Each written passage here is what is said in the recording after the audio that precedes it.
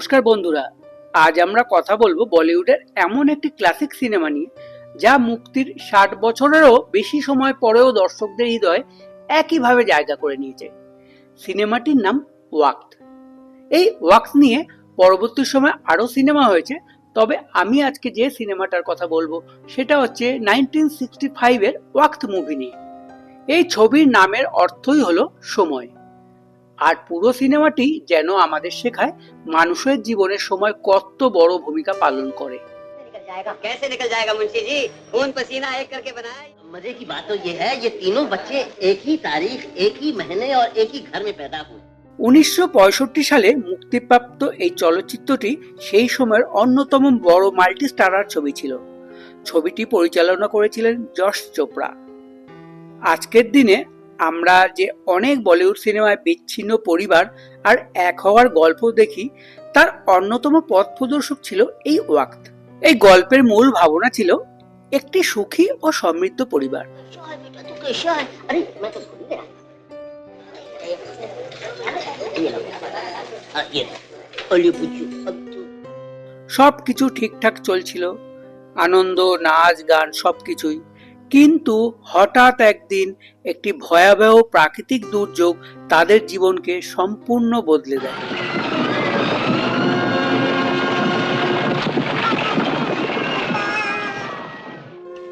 পরিবারের সদস্যরা একে অপরের থেকে বিচ্ছিন্ন হয়ে যায়। এরপর সময়ের সঙ্গে সঙ্গে সবাই আলাদা পরিবেশে বড় হতে থাকে। কেউ ধনী হয়, কেউ সংগ্রাম করে, কেউ নতুন পরিচয় জীবন শুরু করে। কিন্তু ভাগ্যের খেলা তখনও শেষ হয়নি। সময় ধীরে ধীরে এমন পরিস্থিতি তৈরি করে যেখানে তাদের জীবন আবার একে অপরের সাথে জড়িয়ে পড়ে। लीजिए जेल साहब, आप भी लीजिए। लाला जी, पटेल यहाँ का एक बहुत बड़ा बैरिस्टर है और मेरा अच्छा दोस्त, उसके पास रखवा दूंगा ट्रेनिंग के लिए। क्या कहा? বন্ধুরা, আমার মতে এই সিনেমার সব থেকে বড় শক্তি হলো এর আবেগ। এখানে শুধু নাটক নেই, এখানে রয়েছে পরিবার, সম্পর্ক, ত্যাগ, ভালোবাসা এবং ভাগ্যের বিরুদ্ধে মানুষের সংগ্রাম।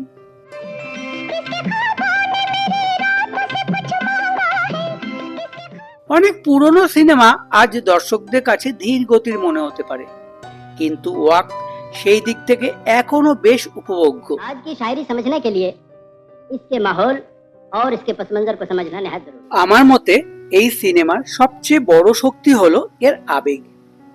এখানে শুধু নাটক নেই, এখানে রয়েছে পরিবার, সম্পর্ক, ত্যাগ, ভালোবাসা এবং ভাগ্যের বিরুদ্ধে মানুষের সংগ্রাম। चाय पीने की आपके साथ। जरूर पीजिए। ये भी कोई पूछने की बात है? तो मैं अभी आ रहा हूँ। অনেক পুরনো সিনেমা আজকে দর্শকদের কাছে ধীর গতির মনে হতে পারে, কিন্তু ওয়াক্ত সেদিক থেকে এখনো বেশ ये উপভোগ্য। फर्स्ट लोग भी अपने हैं और इस वक्त आपसे बड़ा खरीदार कौन है? এবার একটু এই ছবির অভিনয় নিয়ে আলোচনা করি। এই ছবির অভিনয় ছিল অসাধারণ। প্রতিটি চরিত্রকে এমনভাবে উপস্থাপন করা হয়েছে যে দর্শক সহজেই তাদের সাথে আবেগগত সম্পর্ক তৈরি করতে পারে। বিশেষ করে পরিবারের সদস্যদের মধ্যে দূরত্ব এবং পুনর্মিলনের আবেগ পর্দায় খুব সুন্দর ফুটে উঠেছে। ईश्वर तुम दोनों को सलामत रखे। अचानक किस्मत में मुझ पे रहम क्यों आ गया? ये इतनी खुशी देती जिसे मैं सहार भी नहीं सकता। मैंने मीना के सर पर बड़ेपन का हाथ रख दिया है। रवि के लिए उससे दुनिया भर की खुशियां मांगी हैं मैंने। বিশেষ করে পরিবারের সদস্যদের মধ্যে দূরত্ব এবং পুনর্মিলনের আবেগ পর্দায় খুব সুন্দরভাবে ফুটে উঠেছে। ये रात का कर रहा है वो फव्वारे के पास। এবার আসছি পরিচালনা ও নির্মাণ নিয়ে। 1965 সালের একটি চলচ্চিত্র হিসাবে ছবিটির নির্মাণ মান সত্যিই প্রশংসার দাবি রাখে। ক্যামেরার ব্যবহার, দৃশ্যবিন্যাস এবং আবেগ তৈরির পদ্ধতি সেই সময়ের তুলনায় অনেক এগিয়ে ছিল। এই কারণেই সিনেমাটি আজও ক্লাসিক হিসেবে বিবেচিত হয়।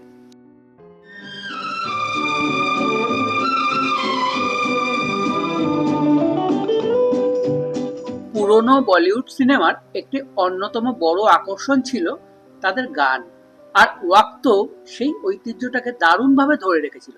এই ছবির সঙ্গীত পরিচালনা করেছিলেন বিখ্যাত সুরকার রবি অ্যান্ড গানের কথা লিখেছিলেন কিংবদন্তি কবি ও গীতিকার সাহির লুধিয়ানি। ছবির প্রতিটি গান শুধু শ্রুতিমধুরই নয়, গল্পের আবেগকেও আরো গভীর করেছে। সবচেয়ে জনপ্রিয় গানগুলোর মধ্যে অন্যতম ছিল এ মেরি জহরা জবি। আজও এই গানটি পুরনো বলিউড সঙ্গীত প্রেমীদের কাছে সমান জনপ্রিয়।